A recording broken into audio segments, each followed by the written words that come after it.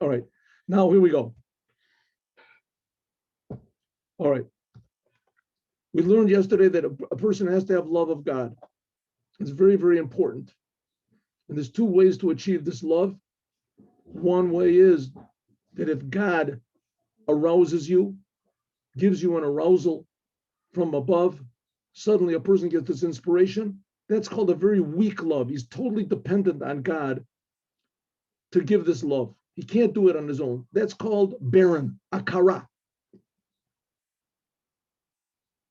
And it says here, there's a sentence we say in one of the prayers, the blessings we make in the wedding night, 7 blessings we make on the bride and the groom when they get married. And one of them is, rejoice, rejoice, and be happy, the barren woman, when she gathers her children together in joy. So the question is, if she's barren, how can she gather her children together? So he says, let's understand what this idea is, children. It even says her male children, boneha, her male children. So this is talking about love of God. A person that cannot muster up love for God on his own, and he's totally dependent on God sending him some sort of inspiration. So that type of a person, that's called a barren as far as loving God goes. It's called barren. He can't give birth on his own. That's called barren. On the other hand, if a person really does arouse some sort of love on his own to God, then God will give him a blessing from above, and that will enable him to have a tremendous burning love for God that the whole world can never produce such a love like this. This is like the level of the big tzaddikim. That's called male love, masculine, powerful. So how can you give birth to this powerful love? Only if you try from below really hard, and then God gives you the blessing. Who merits to this level? So the Rebbe says everybody. Why? Because therefore, even if you happen to be an akara and you can't give birth to the love of God on your own, right? You don't even know how to try. So that's what it says. But you know that it's a necessary thing. To love God is very essential to not just to Judaism, to life itself. God is creating us, gives you a positive attitude about everything in the world. The world doesn't get you down. So how can you have this love of God, this tremendously high love of God? Al Zot Omer, on this it says, Besimcha. Through joy, Al Yadei Simcha, by means of a person having Simcha Shal Mitzvah, joy of doing the commandment, Yochal Liyot, there can be this level. Even though the Ish Mazriya Techila, even though that it's supposed to be that you're supposed to arouse God, and then after you're supposed to be the beginner, you arouse God from below to above, and then God reacts. In other words, the woman, she gives seed first. We, Jewish people from below, we're the ones that we're supposed to instigate this love, and then God gives us a big blessing. That enables us to have this masculine love, this powerful love, even though that's the way it's supposed to be. And if it's the other way around, that we're depending on God, Ish, that he has to inspire us, that's called a weak love. In fact, it's even called being barren. We can't do it on our own, even though that God is the one that starts, and it should be a weak, not lasting love. But if you have joy, and what type of joy? Joy in the commandments, we'll see what that means, will give birth to a zachar. Now let's explain this. You want to have real love of God, well, it's accessible to everybody, everyone. All you have to have is rejoicing in the commandments. Okay, now it's a very basic thing here. What are the commandments? First of all, what are the commandments? The commandments are not just things that Moses made up or the rabbis made up. This is the actual will of the Creator. It's the reason why God is creating the world all the time. It's the inner connection. Mitzvah comes from the word of connection. This is the inner connection, the deep, how do you say, essential connection between the Creator and his creation. That's the Holy Temple. And the Holy Temple, the Holy of Holies, God was revealed there. That was Mount Sinai. God was revealed. You went to Mount Sinai or in the Holy Temple, the Holy of Holies, it was the same revelation, the Torah. What was in the Holy of Holies? The two tablets. You could feel that you're being created. You feel that you are being created all the time, not just when you're there. You feel that all the time you're being created. You're just not aware of it all the time. This is a tremendously happy feeling. You feel that God doesn't have to create you, that you're made of nothing, and that every instant God is creating you brand new, that I'm a miracle. But even more, God is creating you for a purpose, not just to stand there and appreciate, wow, I'm being created and do nothing. God is creating you for a purpose. And what's that purpose? That's called mitzvot. That's called doing what God wants. That's called a mitzvah. Okay, what's so important? Listen to this. It says there's a pasuk. It says one of the curses in Parshat Kitavo. It says the reason the Jews might get cursed is because because you did not serve God with joy and with a good heart, mirov call for everything. Therefore, Gomer. We have no idea how much we owe God. We owe God everything. There's no way we could possibly pay God back. He creates us. He gives us life. He does for free. For free. All God wants is appreciation. All he wants is that we should appreciate him. But if we really appreciate him, then with great joy, we would do anything that he asks of us. We're being created. And not only that, think 1 second, the soul is eternal. Even if, God forbid, a person loses his life, I say God forbid because God wants us to be in this world. Death is a terrible thing. But even if a person does lose his life, and after all, in the end, everybody does, they call it losing your life. What does it mean, losing your life? You lose control over it. It goes back totally into control of God. But even if a person dies, but a soul doesn't die. The soul is forever. So this is an amazing thing, the whole world, to give your life for God, right? It just means that your soul just moves over to another form of life, right? So really we owe God everything. Everything we have, we owe him. And he doesn't want everything. He doesn't want us to kill ourselves for him, to cut off our leg or take our eye. I mean, it's his leg, it's his eye. All he wants is appreciation, true appreciation of what he's giving us. That's all. That's what it means. And what is God? If you really appreciate God, then you'll have love, and then you want to do what God wants. Right? And the love can't come from something that's just spiritual. It has to be something that you really feel. Right? Your dreams, right? You have love, maybe, It's not real. Love has to come from something that's really real. So that's why God gave us the commandments in this world. This is an attachment to the Creator so that we can have love. But we have to do the commandments genuinely as an appreciation for the Creator. Okay, so here it goes. It says there's Parshas Kitavo, over there, there's 98 curses that are awaiting the Jewish people if they don't do what God wants, which we've seen in the history that these curses have been fulfilled with great, exactness. The Lechior at first glance, what does it mean? It says that why do we get all these punishments? Because you didn't serve God with happiness. Lechior at first glance, mashma, this seems to apply.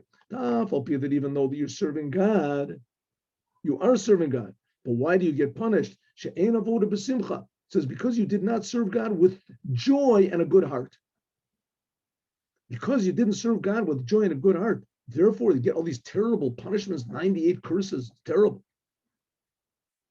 I'd almost say to you, don't look. They're so terrible. It's part of the Torah.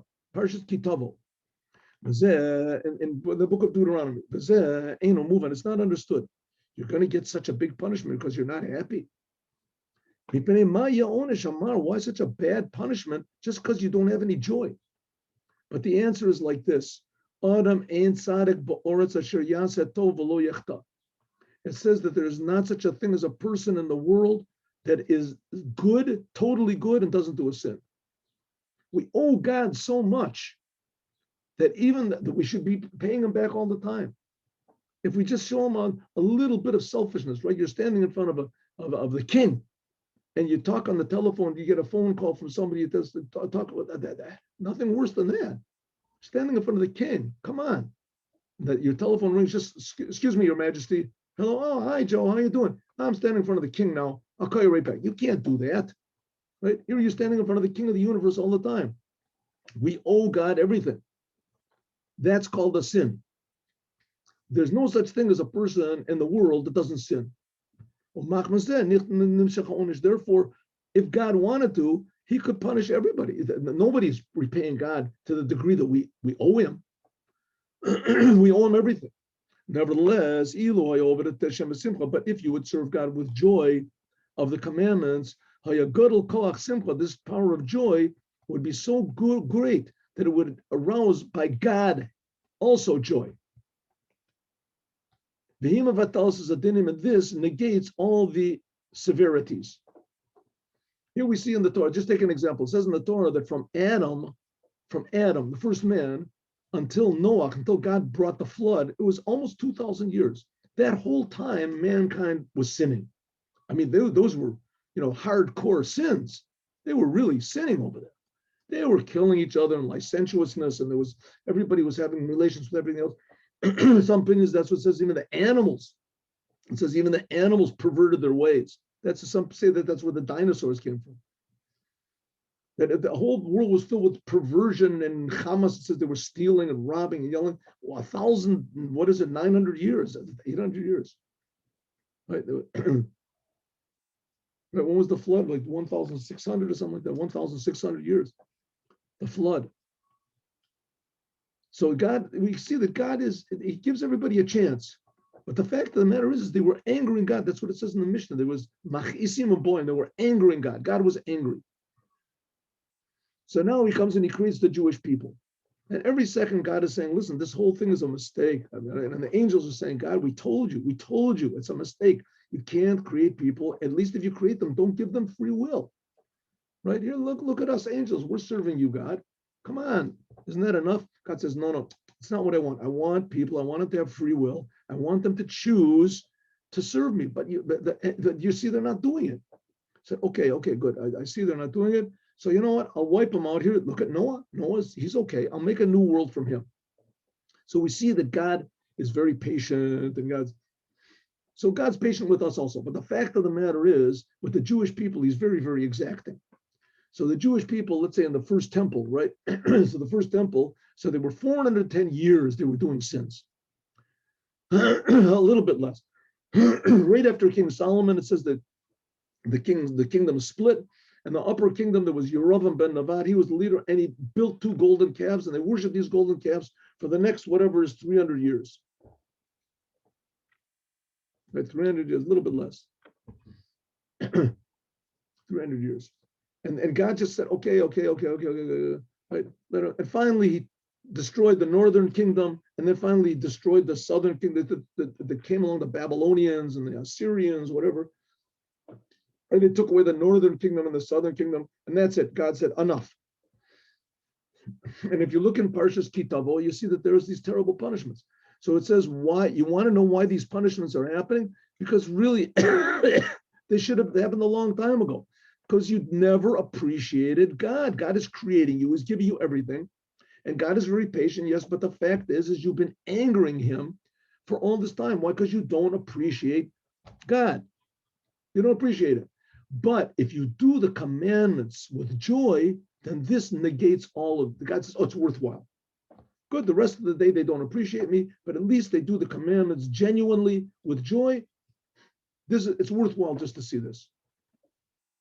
Because in the light of the face of the king, there is joy. When we do the commandments and how we do them, that's how God reacts. God reacts. But if you do the commandments, but you don't do it with happiness, you do it like it's a terrible burden, then nimshach onish. Then God says, okay, I didn't create the world for this. Right? This does not abate my anger. Alavonos, asher ain't sadik bor. It's because it says that no one is perfect. So no one is perfect. God, if he wants to, he can say, that's it, forget it. Alder says, similarly, we can understand also here, Kikol, and now all that we said before about having love of God, Mashesh Hefresh Bein Ish, Kitazriya She'en Yolet Zachar. if we depend on God, that God is the male aspect, that he has to arouse us all the time to have love. We can't bring it on our own. Then if God does, then it's a very weak type of a love. That's called like being barren. Obein ish mazriya techila. I'm sorry, I said it was all stuck together. If ish and mazriya techila, then if we start, then it's a strong life. But if we depend on God, ish mazriya techila, the man does it, then it's a very weak type of a love that's aroused. Then it's enu yoledes in a keva. That's only when Orein Sof is drawn, the derech adraga v'shtalshlus. This that we said, there's this whole order of types of love. If we arouse God, if the female aspect, we start out and we arouse God, then the arousal from God will be a bigger one. And that will in turn arouse in us a higher love.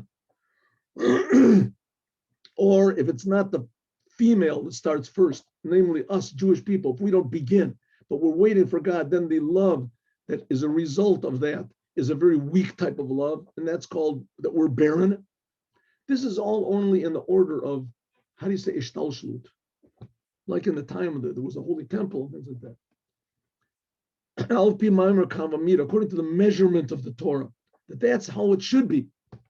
She'im Isra Mazriya Techila, that if we start from the beginning, the Echsher Dori, and the generation is a good one, and the Jewish people are wanting to serve God, there's an arousal from below, then there will be an arousal from above, from this higher level, until it will give birth to Zachar, which we said before, that's Ahava Rabbah, that's this tremendously high, powerful love of God, which is not the case if the generation is not a good one. And the generation is not thinking about God. And we depend, there's no arousal from below. Then we have to wait for God to arouse us. Then we're depending on this arousal from above. Then the resultant love from this, if we're waiting for God all the time to arouse us, then it's only an external type of a love. Until she doesn't give birth to anything, which is called only a nekeva, only a weak type of love. That's the way things are normally. But if there's joy, simcha shel mitzvah, if a person is happy to serve God, even though he doesn't have this love and he doesn't even know how to approach it, he only if God arouses him to love. How often does that happen? So if so, he's never going to have any love of God. He's like barren. He says, what are you supposed to do? How are you supposed to have love of God? He says, God gave the commandments. Be happy when you do the commandment. Then if you're happy when you do the commandment, now why are you happy to do the commandment? What is there to be happy in doing the commandments? The answer is that when we do the commandments, it makes God happy. This is explicitly said in the Torah, right? It says, that God is happy when people do what he wants. We make God happy. True, God is infinite. God is before the world. God is higher than the spirits, higher than the spiritual worlds. Well, like we said 1,000 times, God doesn't really exist. He creates all existence. His existence is infinitely incomprehensible. Even to say that it's incomprehensible is a foolish thing because it's above the whole category of comprehension. But on the other hand, God creates us and he's very involved with us and he cares what we do and he reacts to what we do. That's part of God's infiniteness. God, when we say God is infinite, it doesn't mean that he has to stay in the infinite worlds. He can't be finite. God can be finite also. How does God make himself finite? That's what it says in the Torah. If God is finite, maybe we can worship trees and rocks and people. Maybe we can. And you're right. Maybe you could. But in the Torah, it says you can't. That's why God gave the Torah. To tell you how his infinity expresses itself in the world. And one of the ways it does is through the commandments. And that's, in fact, one of the main ways. The commandments are God's inner will. And when we feel this, that the commandments are God's inner will, and we know that when we do a commandment, we are making God happy. God is reacting. That makes us happy. That's called simcha shel mitzvah. This arouses then God's happiness even more. Shesimcha goremes agilui. And what is the thing of happiness? Revelation. Then the light of God is drawn from the essence of God, and a tosfut for Eloi Rab, and a tremendous addition. Not in a normal way. They say there used to be the Ramban, Rabbi Moshe ben Nachman, that he lived after the Rambam. It was like 800 years ago, and he was a tremendously holy person. They say he was one of the last of the Kabbalists, the Mekubalim. Okay, whatever that means, he was a tremendously spiritual person. He wrote also an explanation on Sefer Yetzirah. It was they say that when he would put on tefillin, when he would do a commandment, that he had to have two people hold him up, because he would almost faint from joy, from the experience. He was meeting the king. When he was doing a commandment, right, he would really appreciate it. And especially knowing that when you're doing a commandment, you're giving God joy. That's the importance of the commandments. And it's something like the happiness of a king. When a king is happy, then he goes outside of his limit. He lets everybody, everyone that's sentenced to death, he says, you're all freed. Everybody's my friends. Right? He gives money to everybody, no taxes for the. We said in the Megillah Esther, it says that when the King Achashverosh was happy, he said there's no taxes, right, for 1 year.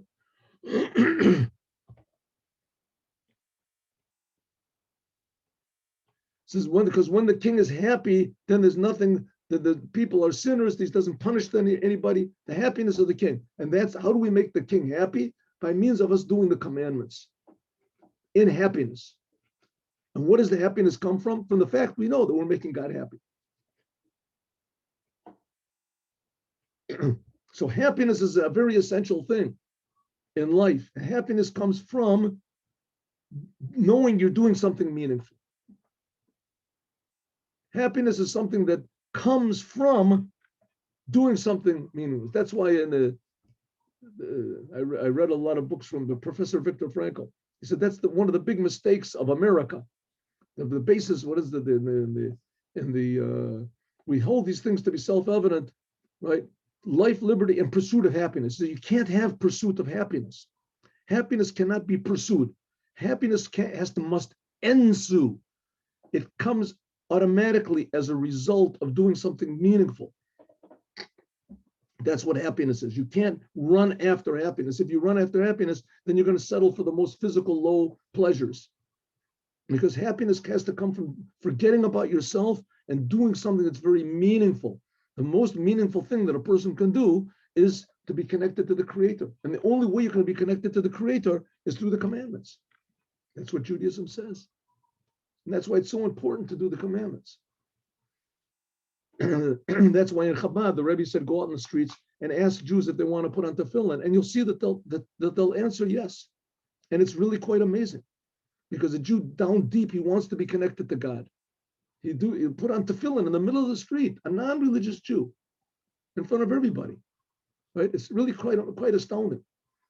And that's because he feels this certain type of a happiness. He's doing something meaningful, and from doing something meaningful, truly meaningful, ensues happiness. Happiness means a positive feeling about life, a positive feeling about yourself, that you're not alone, that you're doing something really good.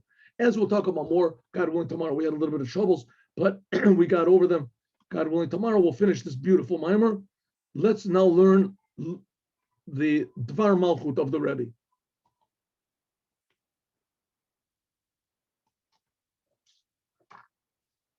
Whoa, here we go.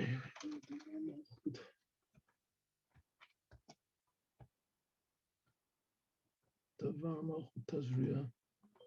Oh, now see, everything's going to be fast and easy.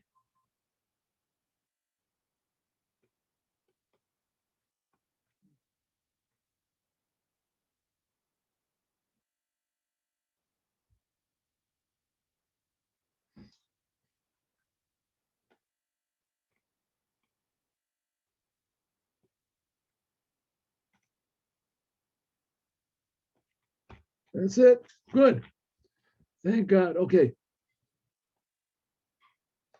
Thank God, everything's working out. Amazing.